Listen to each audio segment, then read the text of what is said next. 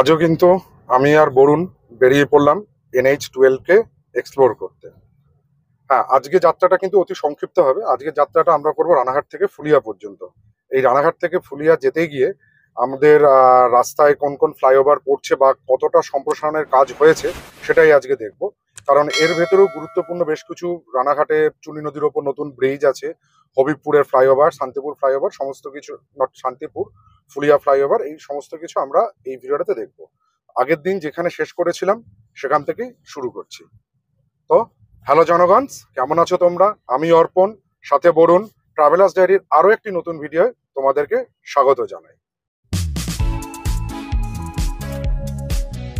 এই মুহূর্তে তোমরা সামনে যেটা দেখতে পাচ্ছ সেটা হচ্ছে কিন্তু রানাঘাট বেগপাড়া চার্চ। আজকে এখান থেকে আমরা যাত্রাটাকে শুরু করছি।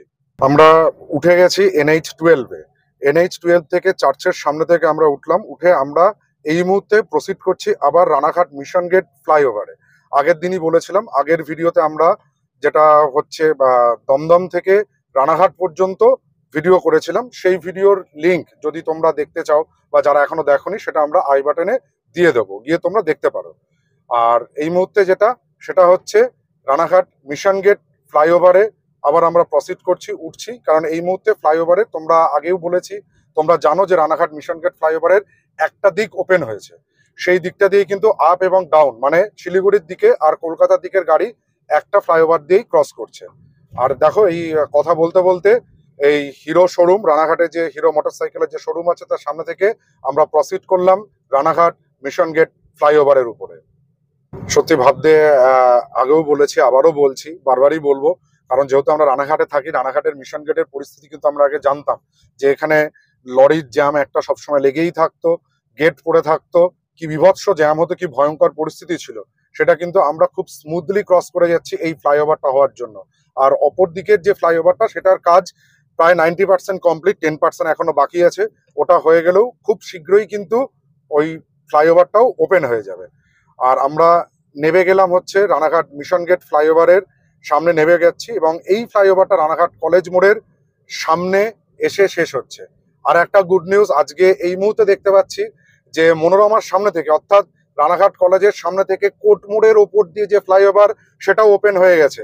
এবং এই ফ্লাইওভারের ওপর দিয়েই আজকে আমরা ফুলিয়ার দিকে বেরিয়ে যাব। এদিকে দেখো, এটা রানাঘাট কলেজ মোড়, ডান দিকে পড়ছে রানাঘাট কলেজ মোড়।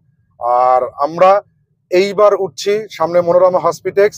সেই মনোরমা হসপিটালের সামনে থেকে কোর্ট মোড়ের ওপরের ফ্লাইওভারে প্রসিড করছি।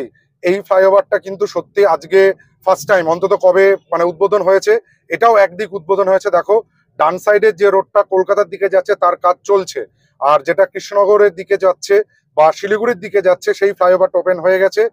আর কি বলবো, বেশ ভালো লাগছে, সমস্ত ফ্লাইওভার গুলো রেডি হয়ে গেছে এই মুহূর্তে, একদিক করে হলেও রেডি হয়েছে। আর এক্স্যাক্টলি এই মুহূর্তে আমরা তলা দিয়ে কিন্তু রানাঘাটের কোর্ট মোড়, যেটা বলা হতো পাঁচ মাথার মোড়, মানে যেটা রানাঘাট টাউন থেকে আসছে, এই সামনে স্বাস্থ্যনথী ময়দান, আনুলিয়া হাসপাতাল বাঁদিকে চলে যাচ্ছে, আর তার উপরের ফ্লাইওভার দিয়ে আমরা উঠে বেরিয়ে যাচ্ছি চূর্ণী ব্রিজের দিকে। চূর্ণীর যে নতুন ব্রিজ হয়েছে রানাঘাটের চূর্ণী নদীর উপর নতুন ব্রিজ, সেই ব্রিজটাও ওপেন হয়ে গেছে, সেই ব্রিজের দিকে যাচ্ছি। এই ফ্লাইওভারটাও রেডি। আর এই ফ্লাইওভারটা মনোরমা হসপিটেক্সের সামনে থেকে শুরু হয়ে এসে প্রামাণিকের সামনে মিশছে। নট অনলি দ্যাট, এই খালি কোর্ট মোড়ে ফ্লাইওভার নয়, প্রামাণিক মোড়ে ফ্লাইওভারটাও মনে হচ্ছে ওপেন হয়ে গেছে। চলো সেটাও দেখতে পারবো।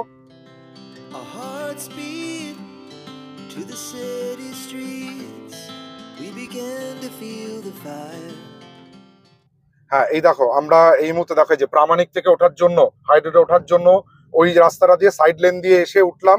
আর আমরা প্রামাণিক মোড়ের ফ্লাইওভার ক্রস করে নতুন চূর্ণী ব্রিজের উপরে আসছি। আর ডান দিকে দেখো, যেটা সাদা কালো দেখতে পাচ্ছ, ওই দাগটা কিন্তু হচ্ছে পুরনো চূর্ণী ব্রিজ। ওটাও রিনোভেশনের কাজ চলছে, ওটাও ওপেন হয়ে যাবে কিছুদিনের মধ্যেই। আর এই যে তলায় চূর্ণী নদী, কচুরিপানা দেখা যাচ্ছে, চূর্ণী নদী, এটা হচ্ছে নতুন চূর্ণী ব্রিজ, যেটা একেবারে টান টান রানাঘাট, যে আমরা যেটা বললাম কোর্ট মোড়ের উপরের যে ফ্লাইওভার, সেটা একেবারে সোজা এসে প্রামাণিকের সামনে থেকে মিট করছে চূর্ণী ব্রিজে।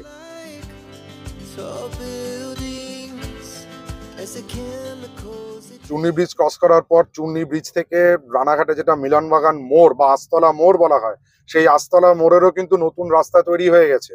সেই নতুন রাস্তা দিয়ে আমরা এখন যাচ্ছি। মিলনবাগান স্কুলের সামনের ফ্লাইওভারও রেডি, আর ডান দিকের ফ্লাইওভার গুলো যেটা নাকি তাহেরপুরের দিকে মানে রানাঘাট কৃষ্ণনগর বাইপাস, সেই ফ্লাইওভারের কাজ চলছে, তলা দিয়ে রাস্তা নেমে যাচ্ছে।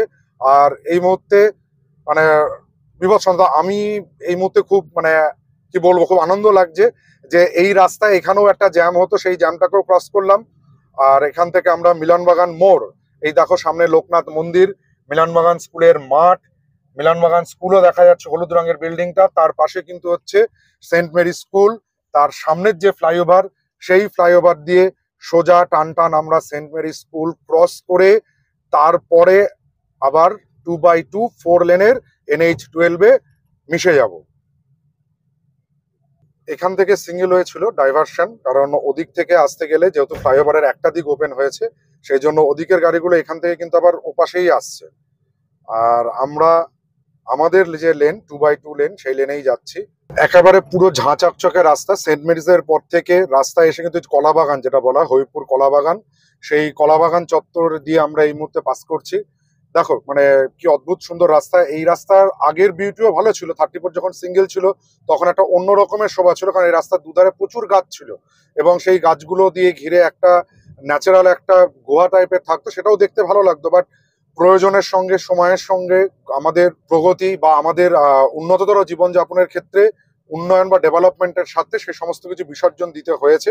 যাই হোক, কথা বলতে বলতে দেখো চলে এসেছি কিন্তু হবিবপুর।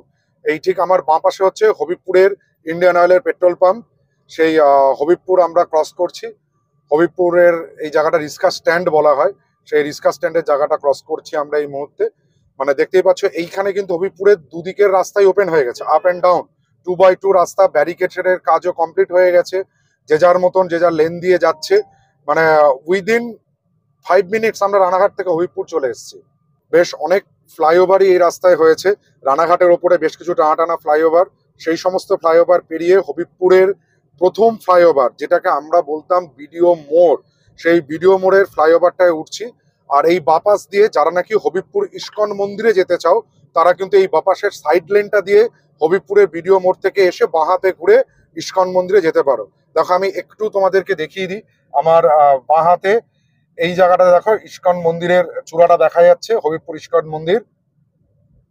আর আমরা হবিবপুরের সেই বিডিও মোড়, সেই ফ্লাইওভারের ওপর দিয়ে যাচ্ছি। ঠিক এই মুহূর্তে আমরা ওটাকে ক্রস করে আবার সমতল মানে ফ্লাইওভার থেকে নেবে আবার NH-12 আমরা ঢুকে গেলাম। খালি রাস্তাটা দেখো, রাস্তা কি হয়েছে, মানে ভাবলে সত্যি একটা অন্যরকম থ্রিলিং ব্যাপার বা একটা রোমাঞ্চ লাগে যে এই 34 বা NH-12 কি সেই 34 যার এত বদনাম ছিল, যার এত খানাখন্দ ছিল, এত জ্যাম লেগে থাকতো, সেই 34 কিন্তু সত্যি নতুন কলেবরে ভার্সন 2.0 অনবদ্য। এক কথায় excellent. Thanks to national highway authority of India, government of ইন্ডিয়াকে থ্যাঙ্কস না জানালেই নয়। এই মুহূর্তে আমরা কিন্তু হবিবপুর ক্রস করে এসে উদয়পুর বলে যে জায়গাটা আছে, হবিবপুর উদয়পুর, নট রাজস্থানের উদয়পুর নয়, সেই হবিবপুর উদয়পুরের ওখান দিয়ে আমরা পাস করছি, ওর সামনে দিয়ে যাচ্ছি।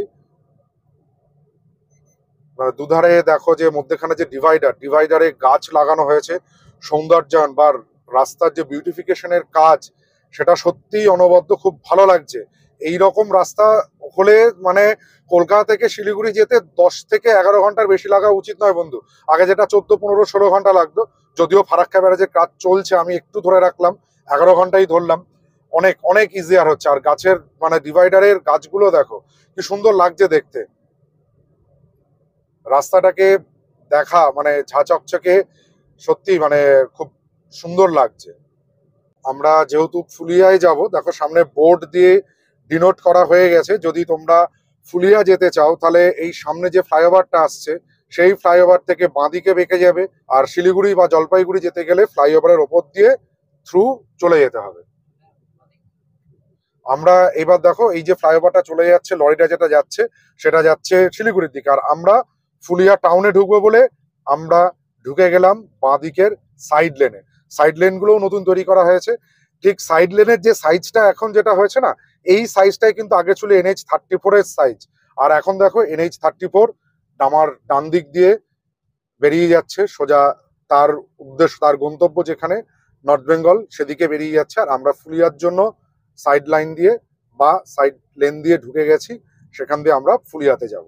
এই যে ডান দিকে যে ফ্লাইওভারটা উঠে যাচ্ছে, এই ফ্লাইওভারটা সোজা NH-12 চলে যাচ্ছে নর্থ বেঙ্গলের দিকে, আর আমরা সাইড লেন দিয়ে ফুলিয়া টাউনে ঢুকবো।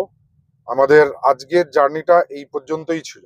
এরপরে পরের পর্বে বা পরে আবার কোনো সময়তে ফুলিয়ার পর থেকে কৃষ্ণনগর পর্যন্ত NH-12 এর সম্প্রসারণের অ্যাট প্রেজেন্ট মানে টিল ডেট কতটা কি কাজ হয়েছে সেটার সমস্ত তথ্য তুলে ধরবো আমাদের চ্যানেল ট্রাভেলার্স ডায়েরিতে। ভিডিওটা যদি ভালো লেগে থাকে তাহলে আমাদের চ্যানেল ট্রাভেলার্স ডায়েরিকে সাবস্ক্রাইব করো, পাশে থাকা বেল আইকনটিকে প্রেস করো সবার আগে নোটিফিকেশন পাওয়ার জন্য, আর লাইক করো, কমেন্ট করো, প্রচুর প্রচুর শেয়ার করো।